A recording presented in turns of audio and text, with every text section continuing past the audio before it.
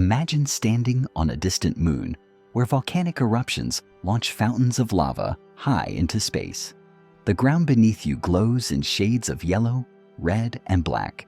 It's a landscape shaped by sulfur, rock, and relentless heat. Above you, Jupiter dominates the sky. It looms so large that it feels almost alive. Now imagine shifting to another moon. Here, enormous geysers of water blast through cracks in the ice, shooting more than 100 kilometers upward into the dark. Beneath your feet lies a hidden ocean, warm, ancient, and possibly home to life. These places are not scenes from a science fiction movie. They are real moons within our own solar system. And today, we're going to explore them. Forget everything you remember from school. The reality of our solar system is far stranger, far more dramatic, and far more alive than you ever imagined. As of March of 2025, astronomers have confirmed a staggering total of 891 moons in our solar system. Here's how that number breaks down. 421 moons orbit the major planets and the officially recognized dwarf planets. More than 470 moons orbit asteroids and distant icy objects, far beyond Neptune. And then came the discovery that shocked astronomers. In March of 2025, a single announcement added 128 new moons to Saturn's collection. Overnight, Saturn expanded its lead and became the undeniable moon champion of our solar system, now boasting 274 moons. Jupiter, once the long-standing leader, currently has 97 confirmed moons. But after Saturn's enormous jump, Jupiter would need to find 177 additional moons just to catch up. Most of Saturn's new moons are extremely small, only 2 to 4 kilometers across. These tiny worlds are known as irregular moons. They are likely captured asteroids that wandered too close to Saturn's powerful gravity and became trapped forever. Small or not, every single one of them counts. As we move closer to the Sun, the number of moons drops dramatically. The inner solar system is almost completely barren when it comes to natural satellites. Mercury has 0 moons. It orbits so close to the Sun that any moon it tried to hold onto would either crash into the planet or be pulled away by the Sun's gravity. It's like trying to hold onto a balloon in the middle of a hurricane. Venus also has 0 moons, and this one is a mystery.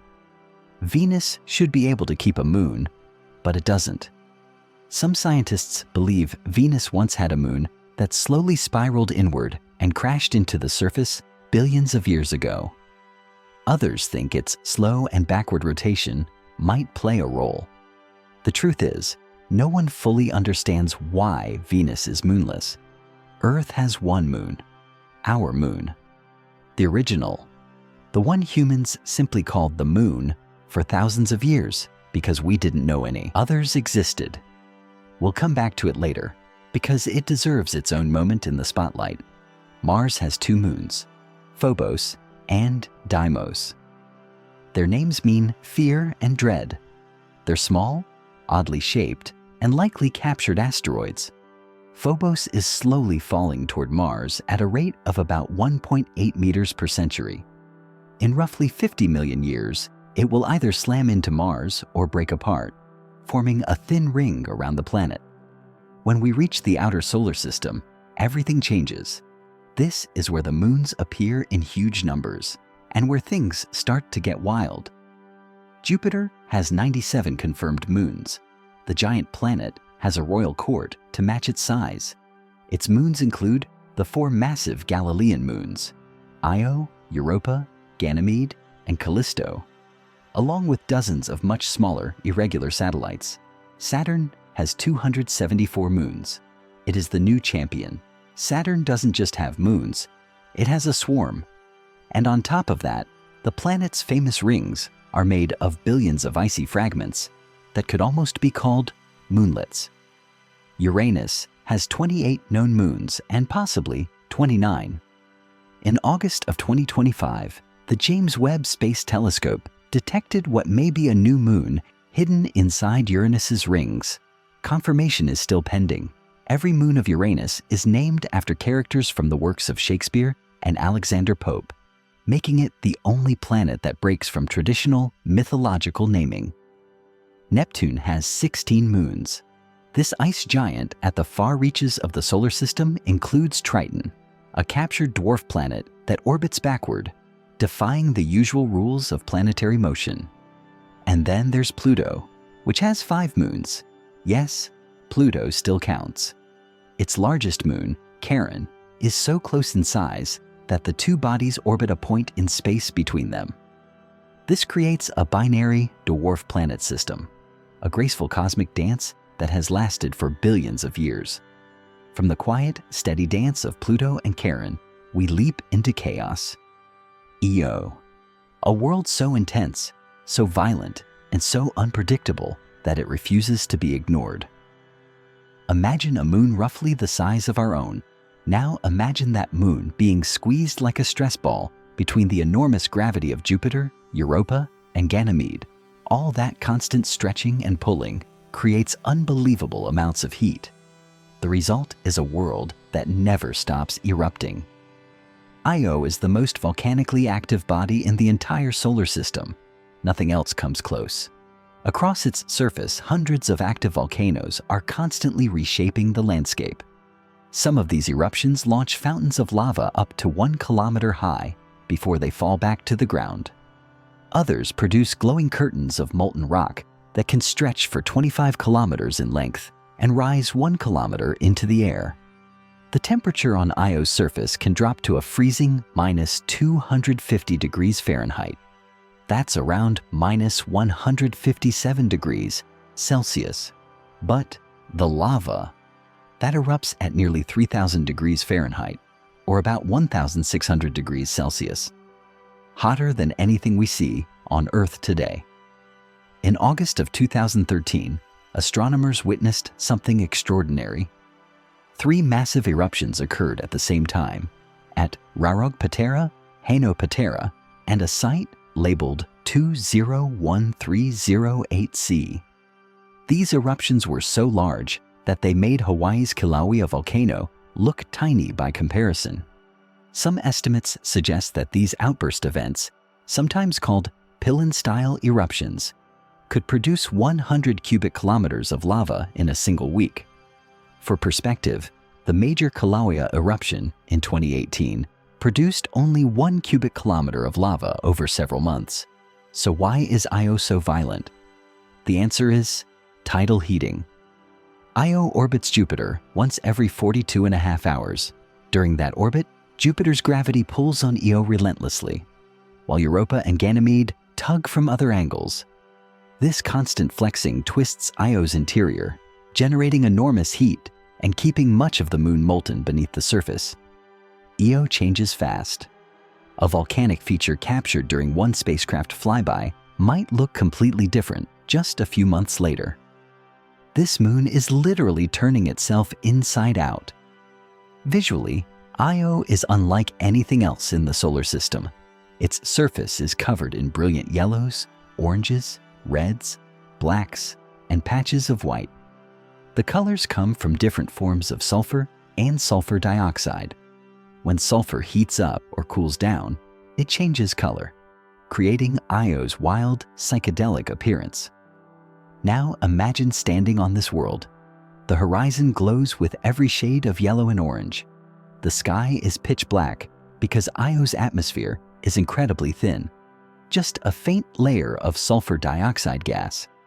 Above you, Jupiter fills nearly half the sky, appearing 40 times larger than our moon looks from Earth. All around you, enormous volcanic calderas stretch across the landscape, some of them larger than entire US states. Plumes of gas rise from cracks in the ground. And in the distance, you see a volcano erupt, sending a towering sheet of orange and yellow lava upward, glowing even in the thin atmosphere. The ground beneath your feet might feel warm in certain places, but just a short distance away, the surface freezes solid. Io is a world of extreme contrasts, frozen and boiling, violent and beautiful, all at the same time. Leaving the volcanic chaos of Io behind, our journey takes us to a completely different kind of world, a place of ice, silence, and secrets buried deep below the surface. This is Europa, one of Jupiter's most mysterious moons, and possibly the most promising place in the entire solar system to find life beyond Earth. Europa is slightly smaller than our own moon, measuring about 3,100 kilometers across, but its true wonder lies beneath the frozen shell that blankets its surface. Beneath that shell of ice, which may be between 1 and 5 kilometers thick, scientists believe there is a massive global ocean. This ocean could be anywhere from 60 to 150 kilometers deep. To put that into perspective, Europa might hold twice as much water as all the oceans on Earth combined. A tiny moon with more water than an entire planet. It almost defies belief. Europa's surface is one of the smoothest in the solar system. There are very few impact craters, which tells us that the surface is constantly renewing itself. This renewal happens through cryovolcanism, when water or slushy ice rises from below, erupts, and then refreezes into fresh terrain. The surface is crisscrossed with long reddish-brown streaks. These lines, called lineae, are cracks in the ice that filled with material from below. Some stretch for hundreds of kilometers. The reddish color may come from salts carried up from the ocean, possibly mixed with organic compounds. Scientists are still debating the exact chemistry, but whatever the cause, these streaks hint at a restless world beneath the calm surface. Europa checks every box we associate with life. It has liquid water. Its ocean is full of chemical ingredients, salts, organic molecules, and possibly sulfur. And it has an energy source, tidal heating from Jupiter, and potentially hydrothermal vents on the ocean floor. On Earth, entire ecosystems thrive around hydrothermal vents in complete darkness. These organisms feed not on sunlight, but on chemicals. If Europa has similar vents, and evidence strongly suggests it does, then it is entirely possible that life exists there right now. NASA is preparing to take a closer look. The Europa Clipper spacecraft launched on October 14, 2024, and is scheduled to arrive at Jupiter in April of 2030. Instead of landing, it will perform dozens of close flybys, scanning Europa in extraordinary detail. During its mission, it will map the thickness of the ice shell. It will measure the depth and salinity of the ocean. It will search for plumes of water erupting from cracks in the surface. It will analyze the chemical makeup of the ice. And it will identify potential landing sites for future missions that may one day explore Europa's ocean directly. Now imagine standing on Europa yourself. You are standing on an endless field of ice that stretches to the horizon in every direction. The ground beneath your boots is frozen harder than rock in the minus 260 degree Fahrenheit cold, around minus 162 degrees Celsius. Above you, Jupiter hangs in the black sky, massive and bright, its great red spot clearly visible. The landscape around you feels alien. Towering ridges of ice rise like frozen mountain ranges. Between them, the surface is smooth but engraved with cracks, lines, and strange patterns, signs of the enormous ocean shifting beneath your feet. You're standing above a world of water, a world that may be alive even now. Somewhere far below in the warm darkness surrounding hydrothermal vents, life might be thriving, unaware that a thin shell of ice separates it from the vacuum of space. As we leave Europa behind, we arrive at a world that commands attention the moment its name is spoken.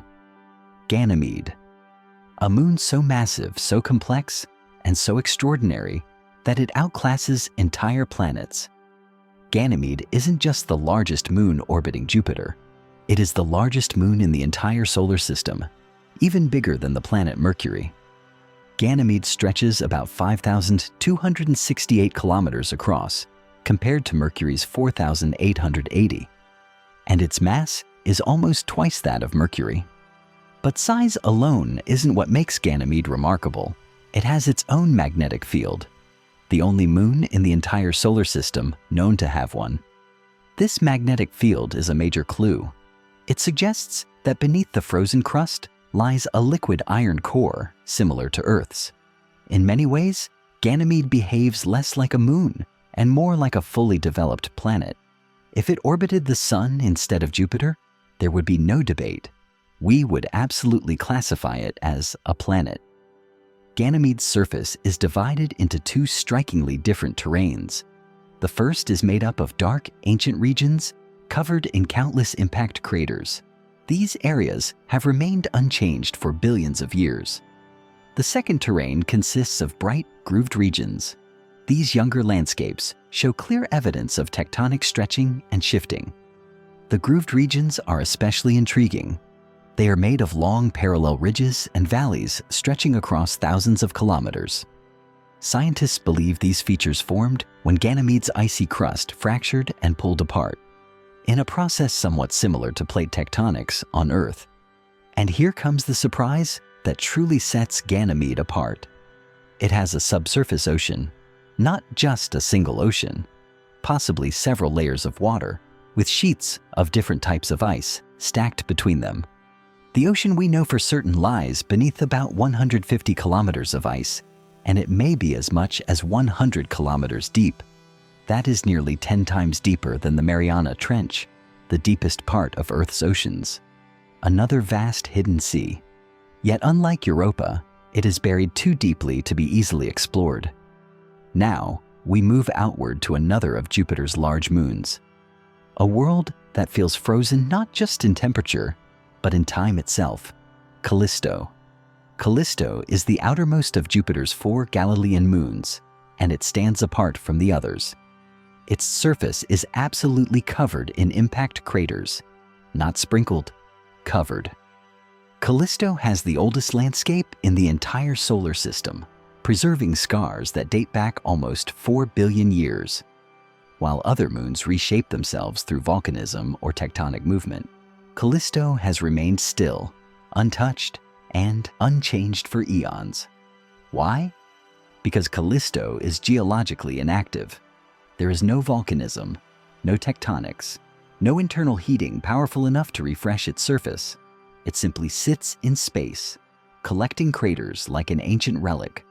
One of its most striking features is the Valhalla Impact Basin, a gigantic, multi-ring structure stretching nearly 3,800 kilometers across. That's roughly the size of the Mediterranean Sea. The collision that formed it must have been unimaginably violent, powerful enough to nearly shatter the entire moon. And even here, beneath this ancient and battered crust, evidence suggests another subsurface ocean. But unlike Europa or Ganymede, Callisto's ocean lies much farther down. Perhaps 100 to 200 kilometers below the surface, its depth and isolation make it far less promising for life. Callisto is a monument to the early solar system, cold, quiet, unchanged, and carrying the oldest memories written in ice and stone. As we move outward from Jupiter's realm, we enter the domain of Saturn, where one moon stands out above all the rest, Titan. A world so strange, so atmospheric, and so unlike anything else we've seen that it almost feels like a planet masquerading as a moon. Titan is the second largest moon in the entire solar system, with a diameter of about 5,150 kilometers. And it is the only moon with a thick atmosphere. Not a thin wisp of gas, but a dense, nitrogen-rich atmosphere that's actually heavier than the air you're breathing right now. Most of Titan's atmosphere is nitrogen, about 98.4%. The remaining 1.6% is made of methane and ethane. This combination creates a deep orange haze that completely hides the surface from view. From space, Titan looks like a glowing orange orb with no visible features. But beneath that haze lies something extraordinary. Titan is the only world in the solar system, besides Earth, with stable liquid on its surface, not liquid water. Titan is far too cold for that. Instead, its rivers, lakes, and seas are filled with liquid methane and ethane. The moon even has its own hydrological cycle. Methane evaporates, forms clouds, falls as rain, and flows across the surface.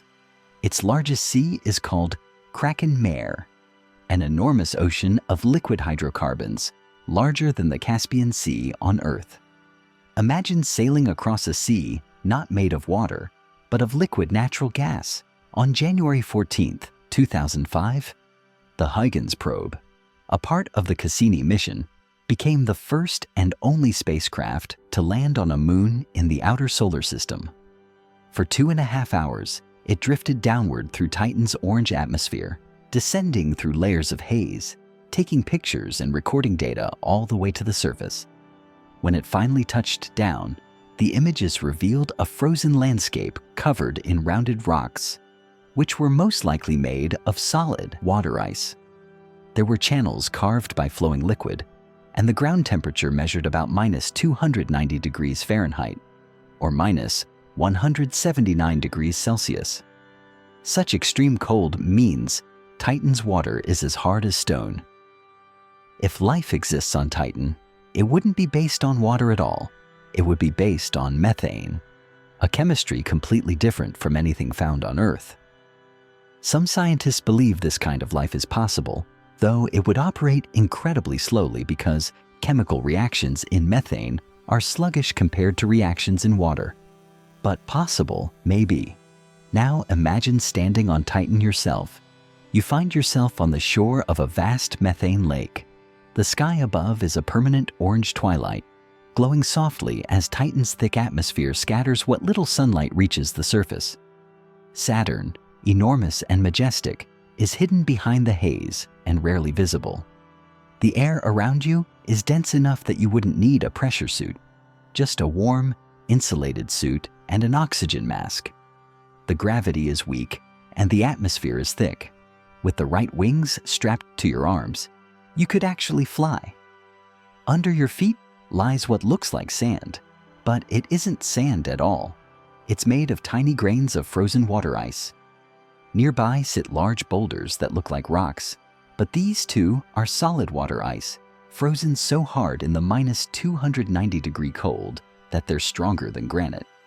In the distance you see rain falling, not water, but drops of liquid methane drifting slowly toward the ground. It evaporates from the lakes, gathers into clouds, and falls again, just as water does on Earth. But everything happens more slowly in this frigid world. Titan is a place where the familiar and the alien coexist, a world that mirrors Earth's processes, but uses completely different ingredients. Leaving Titan behind, we turn our attention to a smaller moon that delivers one of the biggest surprises in the entire solar system. If Titan is the atmospheric wonder, then Enceladus is the showstopper, especially when it comes to the search for life.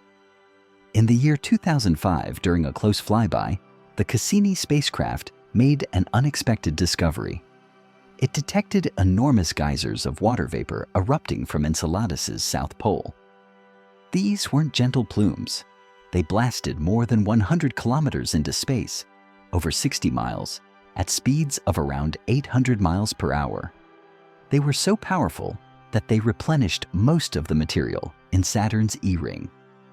These geysers originate from 4 long fractures near the South Pole, known as the Tiger Stripes.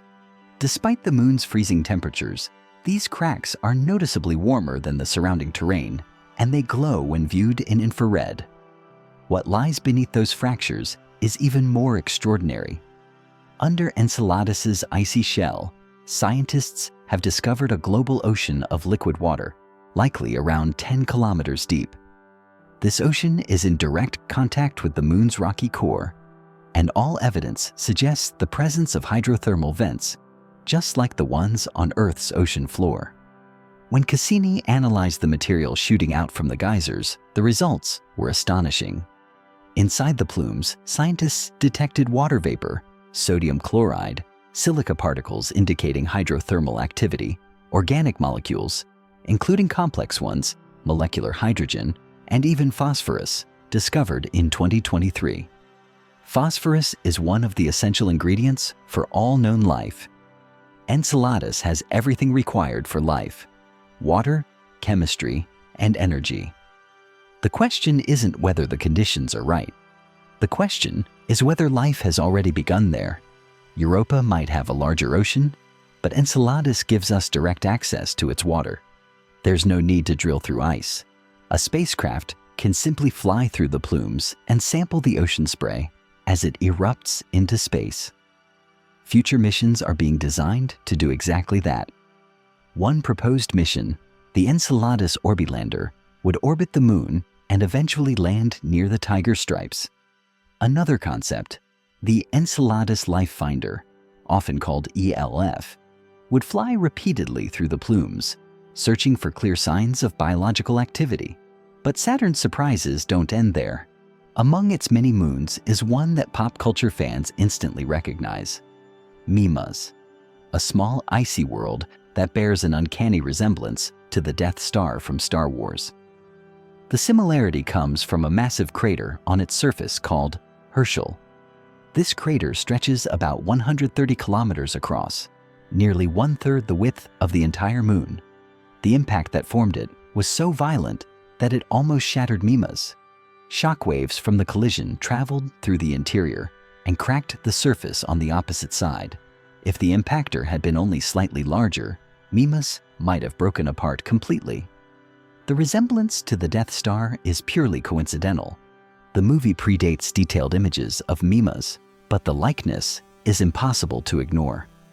Now, we leave Saturn's realm and travel to the far outer reaches of the solar system, to a world unlike any other.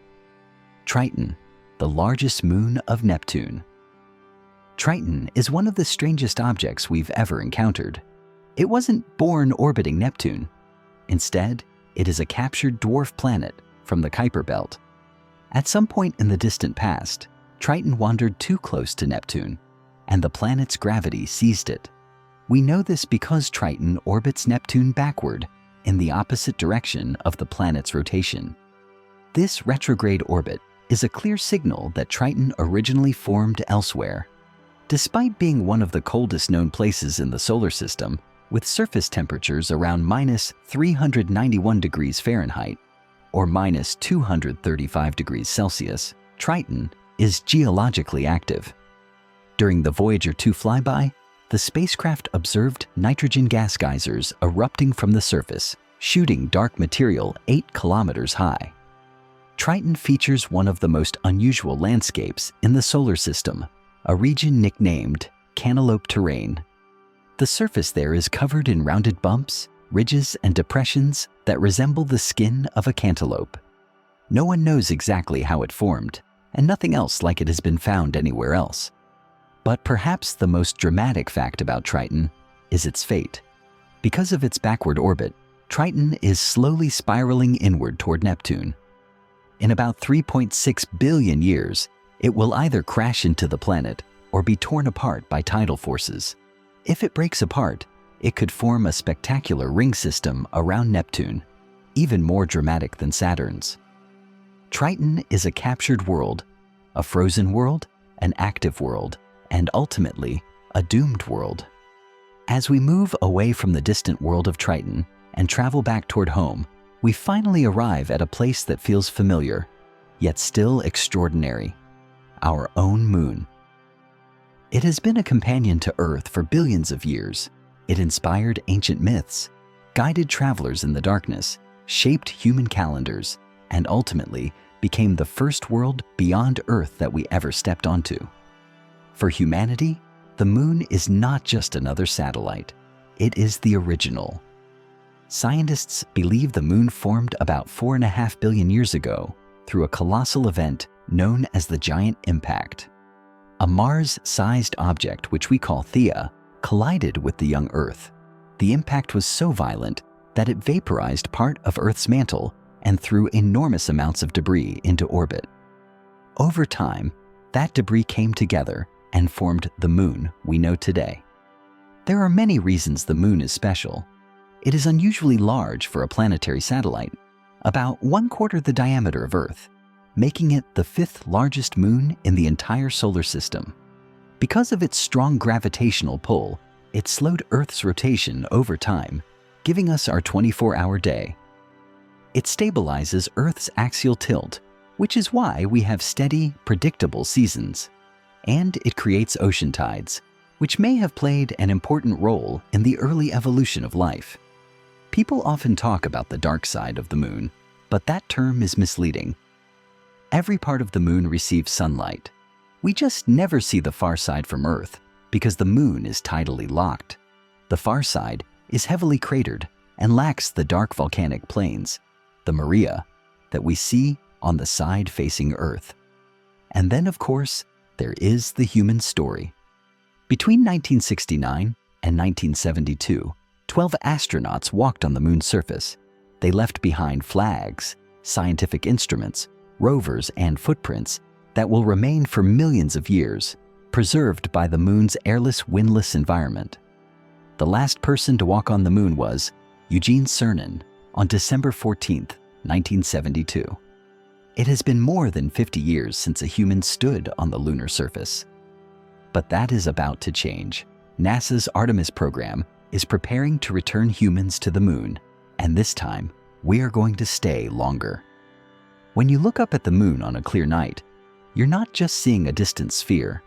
You're looking at a place where humans have walked, driven rovers, collected rocks, and stared back at the blue glow of Earth rising above the horizon. Neil Armstrong's first words from the lunar surface still echo through history.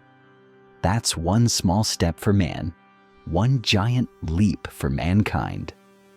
Now, as we continue our journey outward once more, we come to one of the strangest looking moons in the entire solar system. Miranda, the smallest of Uranus's major moons. Miranda looks as if it was shattered into pieces and then put back together incorrectly. Its surface is a bizarre patchwork of mismatched terrain. There are ancient cratered regions, enormous cliffs rising up to 20 kilometers high, grooved landscapes, and strange chevron-shaped patterns that seem to defy logic. One feature stands out above all the rest: Verona Rupes, the tallest known cliff in the solar system. It drops about 20 kilometers straight down. If someone were reckless enough to jump from the top, and they absolutely shouldn't, they would fall for roughly 12 minutes before hitting the surface, thanks to Miranda's weak gravity. The leading theory to explain Miranda's chaotic appearance is dramatic. Scientists believe the moon was once shattered by a massive impact. After breaking apart, its fragments slowly pulled together again under gravity, but not perfectly. The different terrains are thought to be pieces of the original moon that never quite align the way they once did. The result is a world that looks like a cosmic jigsaw puzzle, one that was assembled without checking whether the pieces actually fit. After exploring these strange and remarkable worlds, it's natural to wonder how such a diverse collection of moons came to exist in the first place. Not all moons share the same origin story. Some were born beside their planets, others were captured, and a few were created through cosmic violence. There isn't just one way to make a moon. There are several. The first method is the most common. Many moons form naturally from the swirling disk of gas and dust that surrounds a newborn planet. In the early days of the solar system, the sun was surrounded by a massive protoplanetary disk. As planets formed within that disk, they often developed smaller disks of their own, miniature versions of the solar nebula swirling around them. Material inside these tiny disks clumped together, growing larger over time, eventually becoming the regular moons we see today. Jupiter's Galilean moons and Saturn's biggest moons were formed this way. Moons born through this process usually orbit in the same direction that their planet rotates. Their orbits tend to be nearly circular, and they stay close to the planet's equator. These are the moons that grew up alongside their parent worlds. But not every moon follows the rules. Some moons weren't born where they now orbit. They were captured, wandering objects pulled in by a planet's gravity. Mars's tiny moons, Phobos and Deimos, are good examples. They look like captured asteroids. Triton, Neptune's largest moon, is another. It began its life as a dwarf planet in the Kuiper Belt before Neptune seized it. Captured moons often behave differently from moons that formed in place. Their orbits can be highly irregular. Some orbit backwards. In what's known as retrograde motion, many have elongated, eccentric paths. and they tend to be oddly shaped, reflecting their origins as asteroids or dwarf planets. Another way to form a moon is far more dramatic. Sometimes, a moon is forged through a colossal collision. A massive object slams into a planet, ejecting debris into orbit. Over time, that debris gathers and merges into a new moon. This is how Earth's moon is believed to have formed. And Pluto's largest moon, Charon, likely began the same way. To create a moon through impact, several conditions have to align. The impactor must be enormous. The collision must occur at just the right angle and speed. And the planet must have enough gravity to hold the debris in orbit long enough for it to come together. There is one final origin story. Some moon systems are so unusual, so perfectly matched, that they behave more like pairs of planets than like a planet and its satellite. Pluto and Charon are the best example. These two bodies orbit a point in space between them, and both remain tidally locked, each constantly showing the same face to the other. Instead of a planet and a moon, they form a true binary system. Moons can be born gently from swirling dust, captured violently through gravitational encounters, forged in catastrophic impacts, or paired so closely that they behave as equals. Each origin story helps explain why the moons of our solar system are so varied, so strange, and so endlessly fascinating. As we explore deeper into the strange and beautiful world of moons, we begin to find behaviors and interactions that seem almost impossible. Some moons act like guardians. Some share their orbits in perfect harmony. Some could theoretically have moons of their own. And others follow orbital rhythms so precise they behave like cosmic clockwork. Around Saturn, a few tiny moons perform an incredibly important task. They help maintain the structure of the planet's rings. These are known as shepherd moons. By orbiting just inside or just outside narrow rings, their gravity keeps the ring particles from spreading out, almost as if they're herding them into place. Prometheus and Pandora guide Saturn's thin and chaotic F-ring, keeping it shaped and contained. Uranus has its own pair of shepherds, Cordelia and Ophelia, which help maintain the planet's narrow epsilon ring. Without these tiny moons, the rings would drift apart and lose their sharp, elegant form. But moons don't just guide rings. Sometimes they share orbits with each other. Some moons exist in special positions called Lagrange points. These are stable pockets of gravity where a smaller object can sit comfortably, drifting along with a larger moon without ever colliding. Moons that occupy these positions are called Trojan moons. Around Saturn, the moons Telesto and Calypso share the orbit of a larger moon named Tethys, always staying 60 degrees ahead of or behind it like faithful companions. And then comes a question that sounds almost absurd at first. Can a moon have its own moon? In theory, yes. Such an object would be called a submoon, or more playfully, a moon-moon. But despite the idea being physically possible, we've never observed one in nature. Simulations suggest that the gravitational tug-of-war between a moon, its planet, and a smaller satellite would eventually destabilize the system. The submoon would either crash into its parent moon or get flung out of orbit entirely. Still, the thought of a moon with its own moon adds a fun twist to the cosmic imagination. Another fascinating behavior among moons is orbital resonance. This happens when moons fall into synchronized patterns where their orbital periods create simple numerical ratios. These resonances are not coincidences. They shape entire moon systems. One of the most famous examples is the relationship between Io, Europa, and Ganymede. For every 4 times Io orbits Jupiter, Europa orbits twice, and Ganymede orbits once.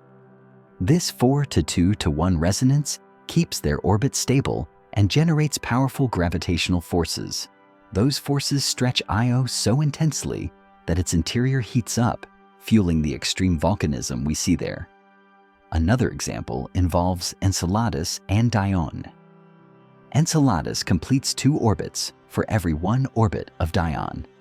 This 2-to-1 resonance elongates Enceladus's orbit slightly, creating the tidal heating that powers its spectacular geysers. These relationships, shepherd moons, shared orbits, hypothetical submoons, and orbital resonances, reveal just how dynamic and interconnected moon systems can be. Moons are not passive passengers drifting through space. They pull, push, guide, stabilize, and sometimes transform the worlds around them. As we look across all these strange and beautiful moons, one question rises above all the rest. The question humanity has been asking for generations: where could we find life beyond Earth? If life exists anywhere else in our solar system, the most promising places are the ocean worlds, moons that hide vast seas of liquid water or other exotic liquids beneath their surfaces. Among these worlds, one stands at the very top of the list: Enceladus. It contains a global, subsurface ocean. It has hydrothermal vents that echo the conditions where life thrives on Earth. Its plumes contain organic molecules, molecular hydrogen, a potential energy source for microbes, and even phosphorus, discovered in 2023, an essential element for all known life. And best of all, Enceladus gives us direct access to its ocean through its geysers. We don't have to dig. We don't have to drill. We simply fly through the plume and collect the water. If we ever discover life beyond Earth, Enceladus may very well be where we find it. Close behind is Europa, another world with a global ocean that may contain more water than all of Earth's oceans combined. There is strong evidence of hydrothermal activity, organic compounds, and chemical energy deep beneath its icy crust. The Europa Clipper mission, arriving in 2030, will give us our most detailed look yet at this mysterious moon. The only challenge is the ice shell, thick, strong, and difficult to penetrate. But if Europa releases plumes like Enceladus, we may not need to drill at all. Then there is Triton, the wild card. Triton has lakes, rivers, and seas, not of water, but of liquid methane and ethane. Its atmosphere supports complex organic chemistry, and beneath the surface, there may be a hidden water ocean as well. If life exists on Triton, it would be unlike anything found on Earth. Methane-based life, slower, colder, and operating with completely different chemistry. Studying such life would be both challenging and revolutionary. Ganymede also enters the conversation. It has a deep subsurface ocean, a magnetic field, and enormous size, but the challenge lies in its structure. The ocean is buried so far beneath layers of ice that reaching it would be extremely difficult. It remains a possibility, but not the most accessible one. And then there is Callisto. It may also have a hidden ocean, but it lies extremely deep beneath the surface, and the moon shows no geological activity to circulate nutrients or energy. Of all the ocean worlds, Callisto is the quietest and coldest. A fascinating place, but not an exciting one for astrobiology. Among all these worlds, Enceladus and Europa shine the brightest. They are the places where liquid water, chemical energy, and organic ingredients come together in powerful ways. They may already be hosting ecosystems in the darkness below their surfaces, tiny organisms living around hydrothermal vents, unaware that an entire universe exists above them. Life beyond Earth may not be a distant dream. It might be waiting for us beneath a shell of ice, swirling in the hidden oceans of these remarkable moons. If life truly exists on any of these ocean worlds, it probably wouldn't look anything like the creatures we imagine in science fiction. There would be no alien dolphins, no glowing jellyfish, and no complex organisms swimming through ancient seas. Life, if it exists, would almost certainly begin small. It would most likely be microbial, made up of single-celled organisms similar to the earliest life on Earth. These organisms wouldn't rely on sunlight the way plants and animals do. Instead, they would be chemosynthetic, living off chemical energy produced by hydrothermal vents or reactions between water and rock. In the deep cold of these hidden oceans, chemical reactions would happen slowly. That means metabolism would be sluggish as well. Life would move gently, quietly, almost peacefully through the water.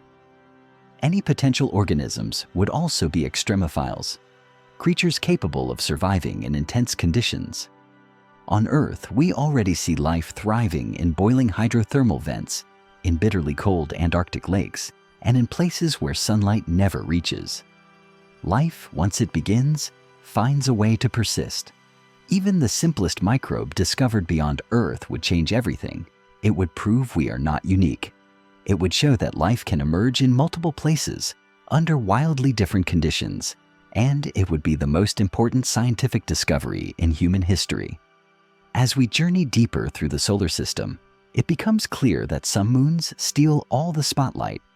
Europa with its hidden ocean, Titan with its orange skies, Enceladus with its towering geysers. But scattered across the darkness are dozens of other moons, quiet and overlooked, each with stories just as strange and just as captivating.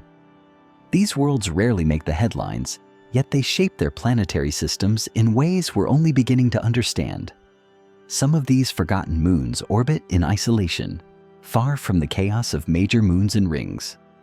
Others cling tightly to the edges of their planet's gravity, barely hanging on. A few are so small and irregular that they look more like debris than worlds, yet each one bears the scars of billions of years drifting through cosmic history. Take Iapetus, one of Saturn's strangest children.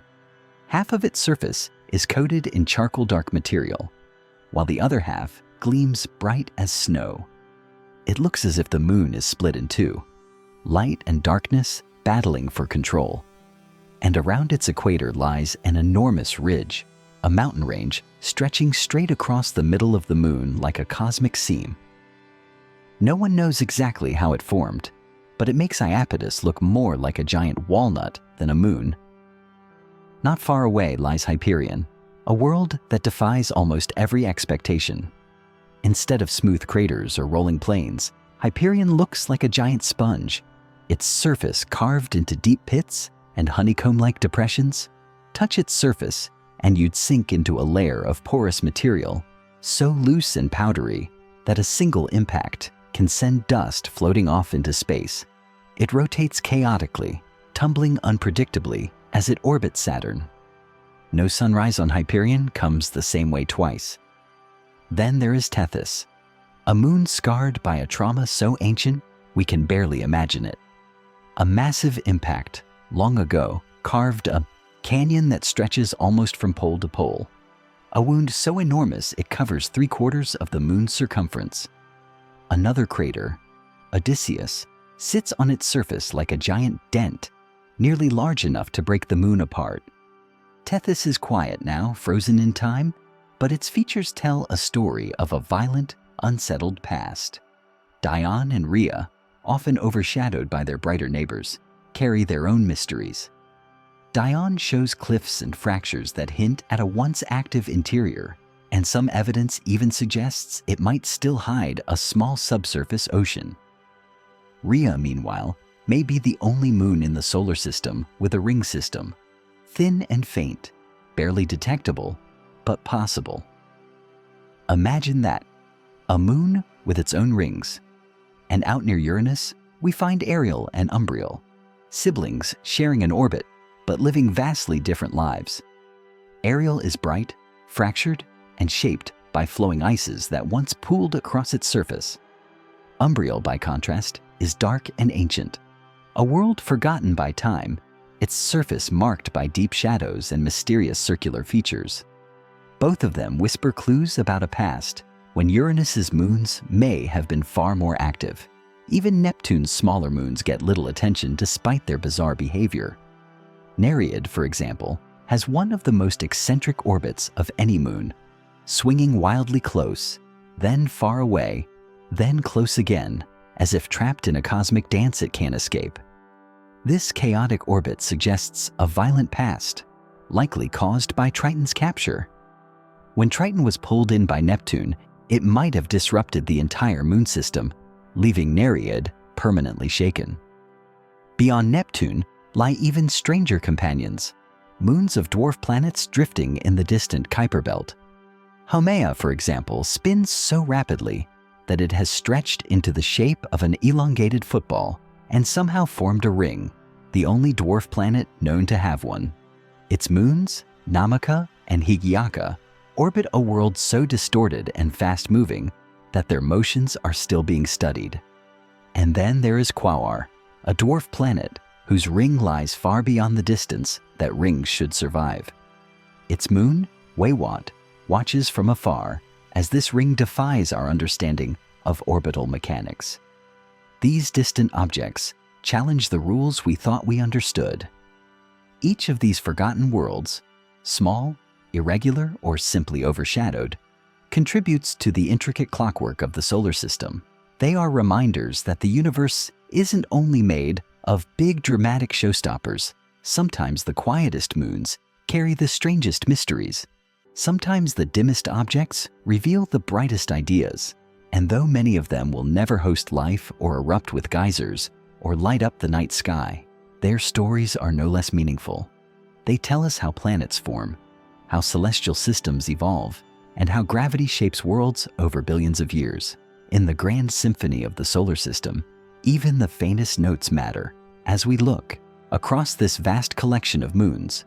The famous, the forgotten, the icy, the volcanic, the mysterious. One truth becomes impossible to ignore. We have only just begun to explore them. For all the breathtaking images, all the data collected by passing spacecraft, and all the theories we've built on whispers of evidence, the real journey hasn't even started. The moons of our solar system aren't just destinations for telescopes and probes. They are the stepping stones for the next great age of exploration. And in the coming decades, we're going back, not just to look, but to stay, to study, and maybe even to search for life directly. The next great mission is already on its way. Europa Clipper, launched in 2024, is now traveling through the darkness toward Jupiter. When it arrives in 2030, it will fly past Europa dozens of times, mapping its ice shell, measuring the ocean beneath, scanning for plumes, and determining where we should one day land. It's not a lander, but it is the scout, the pathfinder, the mission that will decide how we take the next leap. And then there is Dragonfly, a nuclear-powered rotorcraft that will fly through the skies of Triton like a drone on an alien world. Titan's thick atmosphere makes flying easier than on Earth, and Dragonfly will hop from dune fields to cryovolcanic plains to ancient riverbeds.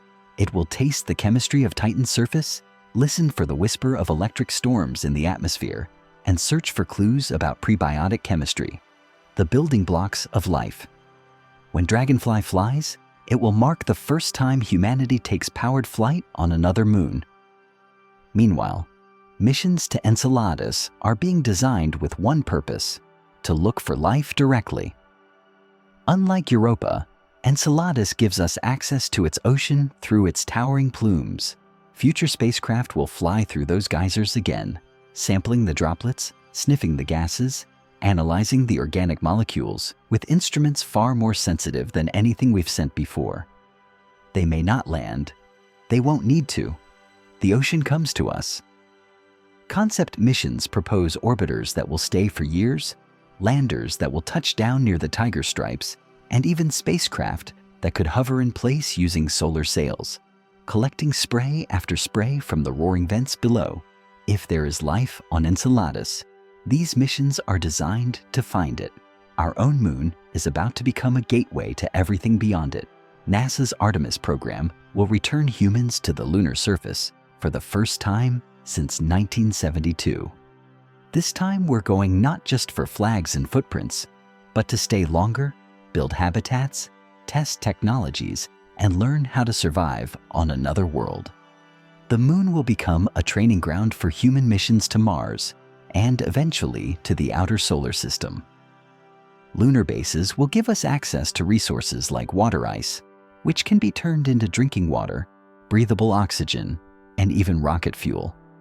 A refueling depot in lunar orbit could change everything about how we travel. Instead of launching massive rockets from Earth for every mission, we could refuel on the moon and journey outward with far greater efficiency. The moons of Mars, Phobos and Deimos, may also become waypoints.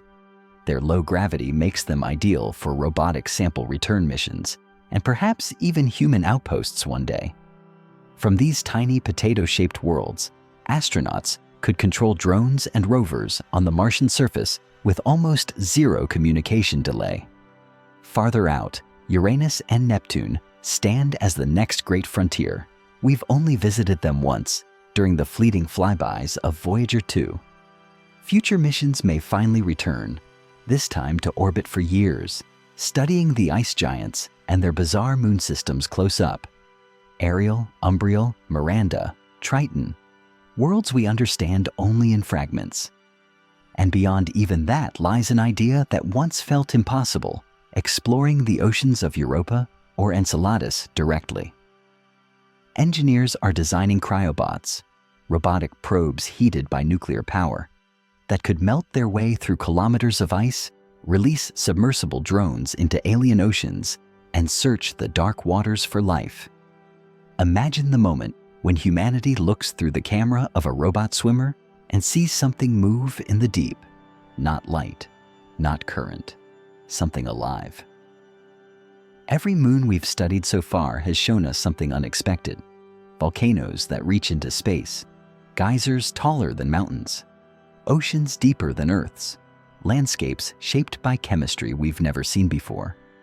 With every new spacecraft we send, we learn that the solar system is not quiet, not dead, not cold and empty, but alive with possibilities. And we are finally ready to return. As we look toward the future of moon exploration, it becomes clear that not all moons are permanent fixtures in the solar system. Some have already vanished, some are slowly being torn apart, and others are drifting quietly into the darkness, destined to escape their planets forever. Moons are born, transformed, and destroyed over billions of years. And the solar system we see today is only a snapshot of a much longer story. Long ago, the early solar system was a chaotic arena where moons formed and died in rapid succession. Around Saturn alone, scientists believe dozens of ancient moons once orbited the planet. Moons that eventually collided, broke apart, or were absorbed into Saturn's rings. Those rings, beautiful and bright, may actually be the remnants of a moon that was destroyed only 100 million years ago. A young moon shattered by tidal forces, leaving behind icy debris that now circles Saturn in glowing concentric bands. Even Mars hints at a lost companion. Some models suggest that Mars once had a large moon, a world far bigger than Phobos or Deimos, torn apart by gravitational forces long ago. Its remains may have formed a temporary ring system around Mars, which eventually collapsed and created the two tiny moons we see today. Phobos and Deimos might not be original moons at all. They could be survivors of a previous moon's destruction, the last pieces of a shattered world. And in the distant outer solar system, Neptune's moon system carries a scar that has never healed. When Triton was captured from the Kuiper Belt, it came in like a wrecking ball. Its arrival may have destabilized Neptune's original moons, sending many of them crashing into the planet or ejecting them into space. Only a handful survived. The rest are gone, erased from the solar system, with only orbital clues left behind. But the most dramatic losses aren't in the past. Some of them are happening right now. Phobos, the larger moon of Mars, is slowly spiraling inward. Every year, it gets about 2 centimeters closer to the planet. In roughly 40 million years, Phobos will either crash into Mars or be torn apart by tidal forces. If it shatters, the debris will spread out into a spectacular ring system, a glittering band encircling Mars that could last for millions of years. In the distant future, Mars may look more like Saturn than the barren red world we know today. Triton faces an equally dramatic fate. Because Triton orbits Neptune backward, opposite to the planet's rotation, tidal forces are slowly pulling it inward. In about 3.5 billion years, Triton will cross Neptune's Roche limit and begin to tear apart. Its fragments may form a majestic ring system, brighter and wider than any we currently see in the solar system. A doomed moon becoming one final piece of cosmic art before it disappears entirely. Even our own moon isn't immune to change. It's drifting away from Earth at a rate of 3.8 centimeters per year, about the same rate your fingernails grow. Millions of years from now, solar eclipses will no longer be total. Billions of years from now, the moon will appear smaller in the sky, slowly fading from the dramatic companion we know today. It will never escape Earth completely, but the Earth-Moon system is evolving, gently, steadily, inevitably. And then there are moons that will never form at all. Some planets simply don't have the gravitational stability to support new moons. Mercury and Venus, for example, are too close to the Sun. Any moon they captured or formed would be stripped away by solar gravity, swept into space, or drawn into the planet itself. In a solar system full of moons, these planets are destined to be forever alone. The same is true for some giant planets whose orbits are too chaotic to allow new moons to survive for long. These worlds may collect debris temporarily, but gravity eventually wins, and the material is either flung into space or consumed by the planet. The solar system is not a place of stillness. Moons are not eternal. They are shaped by gravity, sculpted by impacts, torn apart by tidal forces, and sometimes erased completely. The worlds we see today are only the survivors, the last standing remnants of countless moons that once circled the planets. And somewhere out there, hidden in the cold darkness beyond Neptune, new moons may still be forming, colliding, or quietly drifting toward worlds we have yet to discover. Nothing in the solar system lasts forever, not even moons. The story of moons is not just the story of worlds orbiting planets. It is the story of gravity itself. Invisible forces stretch them, squeeze them, break them apart, and sometimes even fling them out of their orbits entirely. Moons live inside a constant battle between tides, motion, and orbital chaos. And the more we study these forces, the more we realize that moons are not passengers in calm, predictable paths. They are dancers caught in a cosmic tension that never ends. Every moon in the solar system feels the pull of tidal forces. When a moon orbits a planet, the planet's gravity stretches it slightly, like a rubber ball being gently pulled apart. If the moon is close enough, this stretching becomes powerful, generating heat deep within its interior. This is why Io erupts with fire, why Enceladus sprays water into space, and why Europa's ocean remains liquid beneath an icy shell. Tidal heating is the secret engine behind some of the most extraordinary worlds we've ever encountered. Even our own moon shapes Earth through tides. As our moon pulls on Earth's oceans, it slows down Earth's rotation a tiny bit each century. In return, Earth pushes the moon slightly farther away, about 3 8/10 centimeters every year. Very slowly, over millions upon millions of years, our moon drifts outward, changing the rhythm of tides and the length of our days. Tides do not just move oceans, they sculpt orbits. A moon that orbits too close to its planet may spiral inward, doomed to be torn apart. A moon that orbits too far may escape entirely, drifting into the darkness as a rogue object. Some moons wobble unpredictably, their rotations and orbits influenced by countless gravitational nudges from neighboring worlds. Saturn's moon Hyperion is a perfect example. Its irregular shape and distant orbit make it vulnerable to gravitational tugs from Titan and Saturn itself. The result? A rotation so chaotic that no two sunrises happen the same way. If you lived on Hyperion, and you absolutely shouldn't, you could never predict when the sun would rise or set. Its day-night cycle is ruled by pure chaos, and Hyperion is not alone. Many moons enter orbital resonances, gravitational partnerships where their orbital periods become synchronized in simple ratios. These resonances can create stability or unleash chaos. They can heat a moon until it erupts with volcanoes or fractures with cracks miles deep. They can shift orbits over time, making moons drift together or push apart. Sometimes, resonances lock entire moon systems into harmony. Other times, they destabilize orbits so dramatically that moons collide or get ejected. In the early solar system, chaos was the rule, not the exception. Moons bumped, scraped, collided, merged, and sometimes shattered. Tidal forces tore worlds apart, while others were flung into new orbits or captured by different planets entirely. The moons we see now are the survivors, the lucky ones whose orbits settled into long-term balance.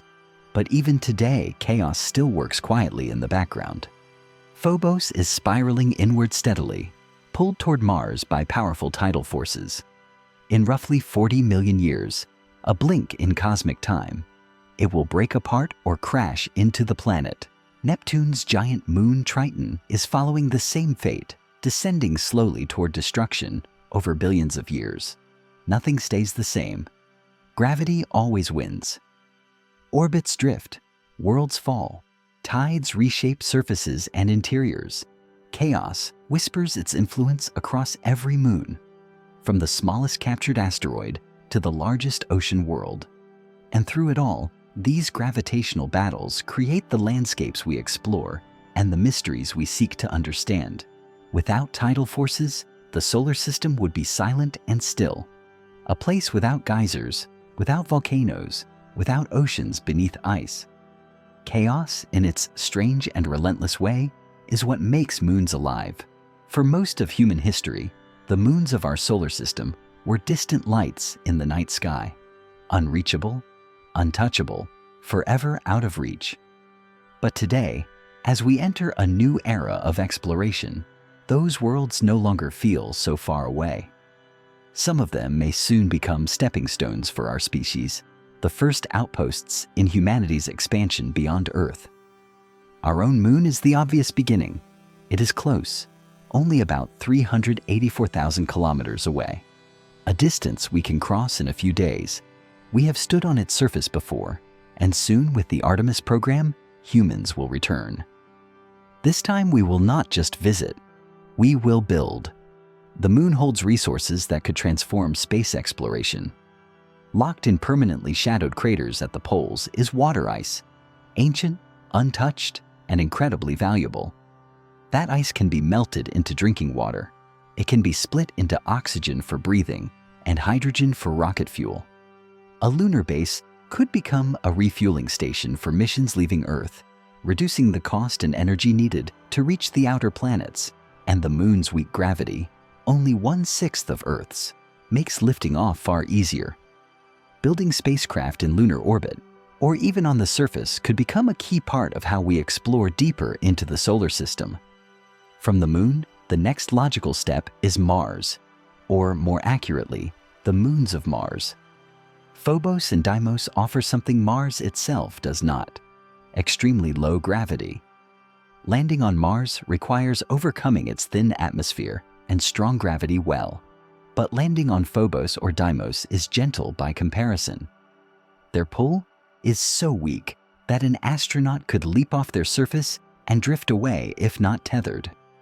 A human outpost on Phobos could serve as a control station for robotic missions on Mars. With almost no communication delay, astronauts could pilot rovers and drones across the Martian surface in real time, exploring valleys, caves, and ancient riverbeds with far more precision than Earth-based teams could ever achieve. Farther out, the moons of Jupiter and Saturn hold enormous scientific importance, but also enormous challenges. Radiation near Jupiter makes long-term human presence nearly impossible on most of its moons. Europa, Ganymede, and Io sit deep within Jupiter's radiation belts. Without heavy shielding, an astronaut would receive a lethal dose in hours. But not all hope is lost there. Callisto, the outermost of the Galilean moons, lies far enough from Jupiter to avoid extreme radiation levels. Callisto is ancient, stable, geologically quiet, and rich in water ice. Some mission planners consider it one of the best places in the outer solar system for a human base. Imagine a small research station built into its icy crust, where humans study the Jovian system from a safe vantage point. From Callisto, astronauts could operate robotic submarines on Europa or manage landers exploring Ganymede's fractured terrain, all from the safety of a relatively calm moon. And beyond Jupiter lies Titan, one of the most compelling candidates for human habitation outside the Earth-Moon system. Titan's thick atmosphere shields the surface from radiation.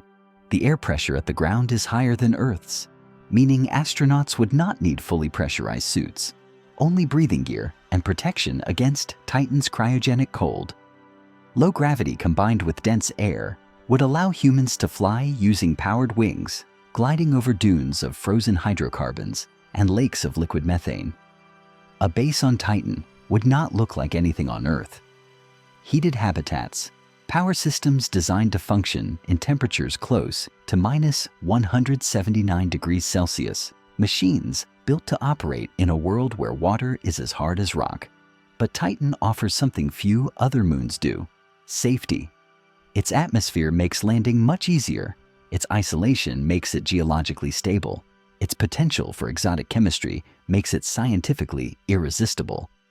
And yet, even Titan may not be the ultimate destination. Far beyond Saturn, the moons of Uranus and Neptune remain untouched, unexplored, mysterious. They are too distant for human missions today, but one day, perhaps centuries from now, they may become the laboratories of a far future civilization. Imagine habitats on Triton, carved into ice cliffs overlooking nitrogen geysers. Imagine explorers walking across Ariel's fractured plains or studying Miranda's impossible cliffs up close. These visions belong not to our generation, but to the generations that will follow. Explorers who will see these moons, not as distant lights, but as places to live, work, and dream. Humanity's first outposts will begin near home, but the path they create will eventually lead outward, to moons that today seem unreachable, to worlds we have only just begun to understand, to places where humans will one day look up from an alien horizon and see Earth as a tiny blue star in the sky. The moons of the solar system are no longer just destinations for science. They are the future homes of our species. For all the wonder contained in the moons of our own solar system, there is a truth even more staggering than anything we have explored so far. The moons we know, from Titan to Europa, from Triton to Enceladus, are likely only the beginning. Beyond our sun, orbiting stars we have never seen up close, may lie thousands upon thousands of moons, entire families of worlds waiting in the darkness. We call them exomoons. So far, astronomers have confirmed more than 5,000 exoplanets, planets orbiting other stars, and each one of them could have moons, just like the worlds we know at home. Some of those planets are giants larger than Jupiter, sitting in the habitable zones of their stars, warmed just enough for liquid water to exist. If a planet like that has moons, those moons could be warm, wet, and full of potential. But finding exomoons is incredibly difficult. They are smaller, dimmer, and their signals are easily lost in the glare of their parent planets. For years, astronomers searched, unsure if they were even detectable at all. But then came the first hints: subtle dips in starlight, unusual variations in planetary transits, tiny gravitational tugs that suggested a moon might be present. In the year 2018, astronomers announced what might be the first exomoon candidate, a world roughly the size of Neptune orbiting a distant planet around a star nearly 8,000 light-years away. It was enormous, unlike any moon in our solar system, and its very existence challenged our assumptions about how moons form. We still do not know if it is real, but it opened a door that has never closed. New telescopes, especially the James Webb Space Telescope, are beginning to push the boundaries even further. Webb can detect the faint fingerprints of atmospheres around distant worlds. It can see tiny shifts in starlight that older telescopes could not. If an exomoon is large enough, or warm enough, or happens to orbit a planet in just the right configuration, Webb might be able to find it. And if we can detect exomoons, we can study them. We can analyze their atmospheres. We can search for signs of oceans beneath their surfaces. We can look for organic molecules, for chemical fingerprints, for the subtle whispers of life. The idea that the first discovery of extraterrestrial life might come not from a planet, but from a moon, is now taken seriously by scientists. In fact, many astronomers believe moons could be the most common places for life in the universe. Planets can be deserts, frozen wastelands, or scorched infernos. Too hot, too cold, too dry, too unstable. But moons orbiting giant planets may have tidal heating, subsurface oceans, and long-term stability that planets lack. Imagine a super Europa orbiting a gas giant in the habitable zone of a distant star. An ocean hundreds of kilometers deep, a constant source of heat from tidal forces, a surface shielded by ice, billions of years for evolution to work in total darkness. If such moons exist, and the laws of physics suggest they must, then the universe could be teeming with ocean worlds. Some scientists even believe that exomoons may be more common than exoplanets themselves. Every giant planet could have several. Every star could have dozens of moons orbiting its planets. In the Milky Way galaxy alone, there could be trillions of moons, each one a potential world with its own seas, its own sky, its own story. And perhaps somewhere out there, orbiting a star far from Earth, an exomoon is experiencing its first dawn. Light touches the surface of an alien ocean, currents shift, chemistry stirs, and something living takes shape in the darkness. We may never stand on those worlds. We may never see them with our own eyes. But with every new discovery, every telescope, every mission, the universe becomes a little less mysterious and a little more alive. The story of moons does not end at Jupiter or Saturn. It stretches across the galaxy from star to star, from world to world, carrying with it the possibility that we are not alone. But as we look outward, imagining exomoons around distant stars, another question naturally rises. What if things had been different here at home? What if Earth had not one moon, but 3? It is a question that blends science with imagination, yet every part of it is grounded in real physics. And the answer reveals just how dramatically moons can shape the fate of a world. If Earth had 3 moons, the night sky would look nothing like the gentle view we know. Instead, the heavens would become a stage of shifting lights, moving shadows, and constant celestial motion. Imagine standing outside on a clear night. Above the horizon, you see our familiar moon, the one we have known all our lives, hanging bright and full. But next to it, higher in the sky, rises a second moon, slightly smaller, but glowing with a soft, steady light. And farther off, circling more quickly, a third moon completes the trio, a pale wanderer racing across the sky. Every night would be a different show. Sometimes all 3 moons would be visible together, forming a triangle of silver light. Sometimes one would set as the others rose. Sometimes all 3 would align, casting overlapping shadows that move like slow waves across the Earth. The tides would be unlike anything we experience today. Instead of a simple rise and fall, the oceans would surge and shift in complex patterns, pushed and pulled by 3 competing gravitational forces. Some coastlines would experience enormous tides, rising as high as buildings. Others might see gentle, almost constant tidal motion.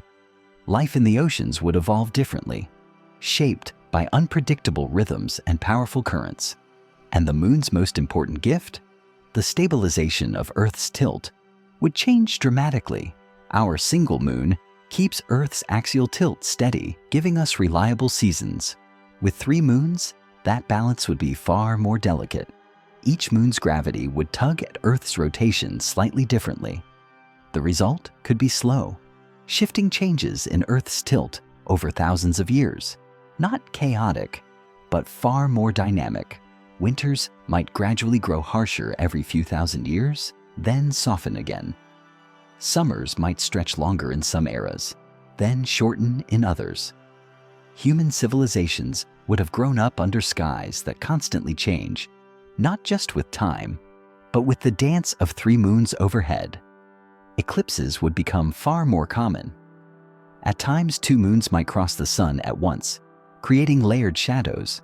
At other times, 1 moon might eclipse another, turning night into a glowing silver drama. Children would grow up not knowing a world where eclipses are rare events. They would be spectacular, frequent, and unforgettable. But there is a deeper consequence, one that touches the very beginning of life itself. Our moon played a key role in creating tidal pools along Earth's ancient shores. Those pools may have been the chemistry sets where life first assembled itself. With 3 moons, early Earth would have had stronger, more varied tides, more tidal zones, more pools, more cycles of wet and dry, heat and cooling. Life might have emerged sooner, or in different forms, or along different pathways entirely. And with multiple moons lighting the night, darkness would never be fully dark. Predators and prey would evolve differently. Navigation would change. Stories, myths, and cultures would grow around 3 glowing companions in the sky, each one a symbol of power, mystery, or fate. But 3 moons would also be inherently unstable. Over millions of years, their gravitational interactions could cause 1 moon to drift outward or inward. One might eventually escape into space. Another might spiral closer, slowly tearing apart into a ring system that circles Earth like a halo of shattered stone and ice. The sky might shine with a ring for thousands of years before the debris fell back to the surface. A world with 3 moons would be a world of beauty and danger, balance and instability, light and shadow. It would be Earth, but rewritten, familiar yet transformed. A reminder that moons do not simply decorate a planet's sky. They define it. They shape its tides, its seasons, its climates, and even the stories told by the creatures who look up at them. And if 3 moons can reshape a world so dramatically, imagine what moons across the galaxy might be doing to their own planets right now. As we imagine Earth reshaped by the presence of 3 moons, we naturally begin to wonder what will happen to the moons we already know. What will become of them, not in thousands of years or millions, but in the unimaginable stretches of time that lie ahead? What is the far future of the moon systems of our solar system? The truth is both beautiful and haunting. Moons do not last forever. Planets do not keep their companions forever. The dance of gravity that binds them together slowly changes with time. Orbit by orbit, century by century, worlds drift, decay, or transform. Consider our own moon.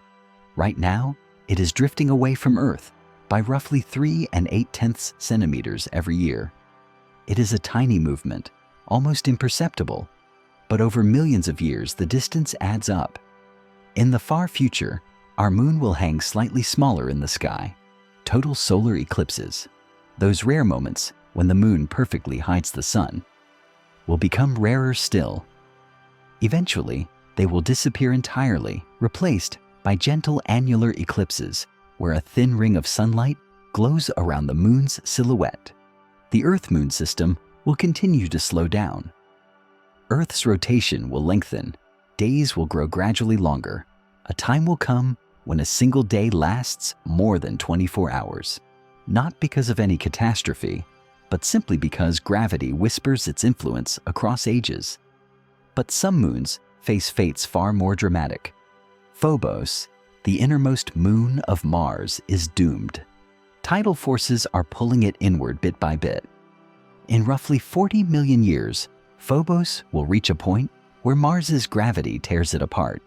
Its fragments will spread into a spectacular ring system that could encircle the red planet for generations. A final act of cosmic beauty from a moon living on borrowed time. Triton, Neptune's captured giant, will meet a similar end, though on a much grander scale and over far longer ages. Because Triton orbits backward, Neptune's gravity steadily drains its orbital energy. Billions of years from now, Triton will spiral inward, and cross the Roche limit. There it will begin to fracture, breaking into enormous arcs of ice and rock. The debris will wrap around Neptune in shining loops, creating a ring system bright enough to rival Saturn's. For a brief moment in the cosmic timeline, Neptune will become the most magnificent ringed world in the solar system. Other moons will slowly freeze into silence. The geysers of Enceladus will weaken as Saturn cools and the moon's tidal heating diminishes. The global oceans of Europa and Ganymede may remain liquid for eons, but eventually, even they will freeze solid as the sun dims in its final stages. And then, in the farthest future, a time so distant it almost escapes imagination, the sun itself will begin to change. 5 billion years from now, it will swell into a red giant, growing large enough to swallow Mercury and Venus. Earth's oceans will boil away. Our moon, though drifting outward, will not escape the intense heat. Its surface will melt, forming a sea of liquid rock before cooling again into a new reshaped world. Jupiter's and Saturn's moons will survive longer, orbiting far from the dying sun. But even they will face new physics as the sun's mass changes and the gravitational balance of the solar system shifts. Some moons may drift outward, some may escape entirely, others may collide with their parent planets after stable orbits are disturbed. In the even more distant future, trillions of years from now, the solar system will grow dark. The sun will become a white dwarf, cooling slowly into a black dwarf, a cold cinder in the night.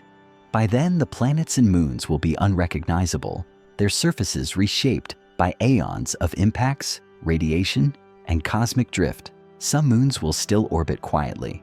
Others will have wandered into interstellar space, becoming rogue worlds that drift forever in the darkness. The story of moons is not a static one.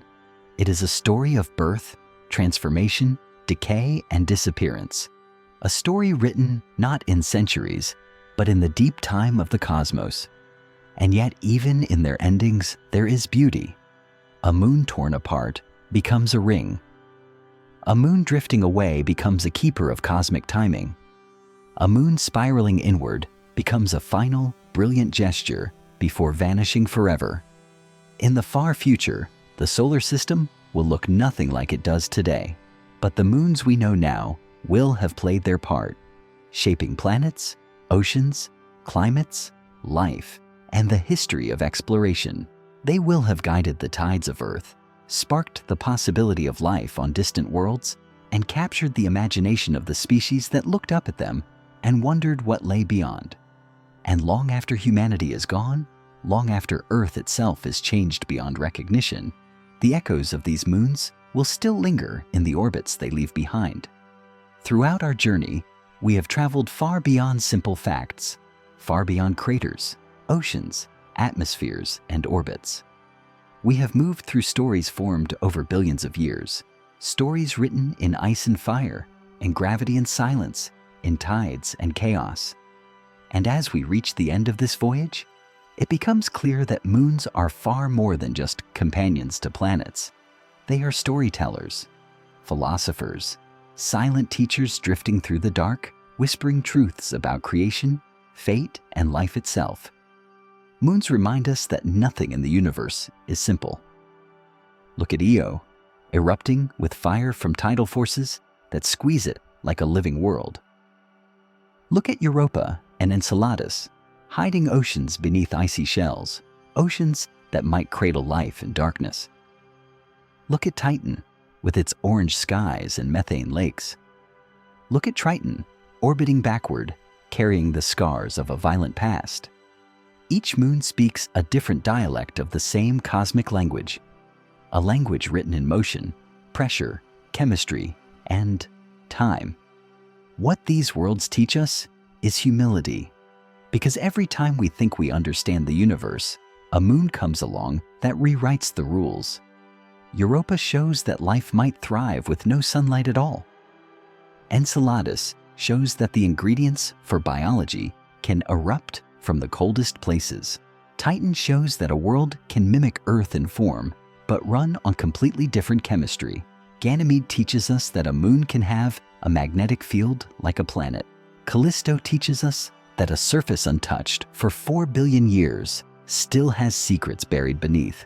Even our own moon, the quiet, familiar one we see every night, teaches us about cycles, tides, stability, and the fragile balance that allowed life on Earth to flourish. And when we step back and view all these moons as a collective, a bigger lesson emerges, one that touches philosophy more deeply than science alone ever could. Moons show us that creation is not a single event. It is a process, a long, messy, breathtakingly complex story of collisions, captures, fractures, freezes, melts, eruptions, and transformations. A moon can be created by a gentle orbiting dance, or by the violent destruction of another. A moon can have oceans hidden beneath ice, or deserts carved by methane storms. It can live quietly for eons or erupt with energy. It can be born whole or assembled from fragments. It can be captured, reshaped, torn apart, or drift peacefully in the outer dark. When we look at moons, we are looking at the universe experimenting with every possible way a world can exist. In this way, moons reflect the essence of creation, not perfection, not symmetry, but diversity. Astonishing, unpredictable diversity. And within that diversity lies a deeper truth. Life, complexity, and beauty emerge not from stillness, but from motion, not from uniformity, but from change. And so, moons teach us something about fate as well. They show us that everything in the universe moves along its own trajectory, shaped by forces it cannot escape. Gravity, time, collisions, resonance. Some moons drift outward, others spiral inward toward destruction. Some break apart into rings, some freeze solid, some hide oceans that may awaken with life. Their fates are not random. They unfold slowly, inevitably, across billions of years. But fate in the cosmic sense is not bleak. It is simply the story of change, the story of worlds evolving, decaying, renewing, transforming. And when we realize that, we see something profound. Moons are reminders that nothing in the universe is permanent. Not even planets, not even stars. And yet, within that impermanence there is order, there is rhythm, there is beauty. They teach us that the universe is not a place of chaos, but a place of patterns too vast for any single lifetime to grasp. Patterns that stretch across galaxies, patterns that shape worlds we have never seen, patterns that whisper quietly but persistently, "You are part of something bigger than you can imagine." And finally, moons teach us about life, not just biological life, though they may hold that too, but the life of curiosity, wonder, exploration, because these worlds call to us. Even now, future missions are preparing to journey to Europa, Titan, Enceladus, and beyond. In a few short years, Europa Clipper will fly past its icy surface and listen for signs of an ocean breathing beneath.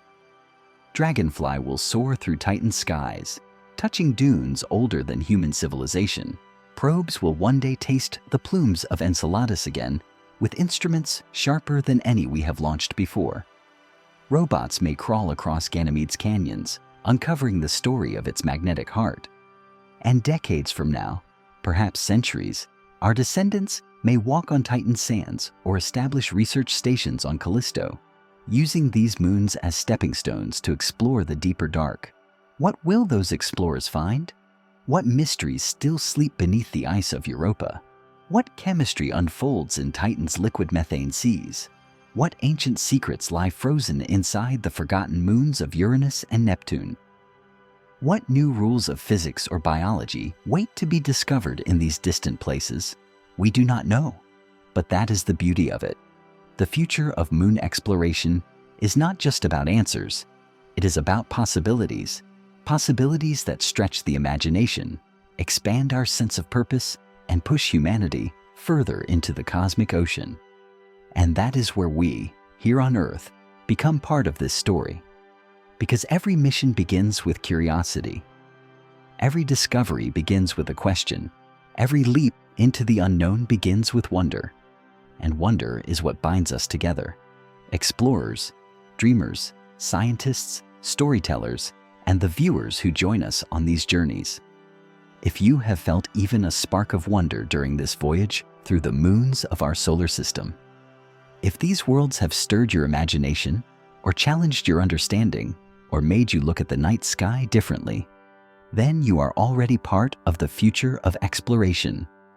Here on Whispering Wonders of Science, this is what we celebrate: the mysteries, the questions, the beauty of not knowing, and the thrill of finding out. This channel exists because the universe is full of whispers waiting to be heard, and together we listen.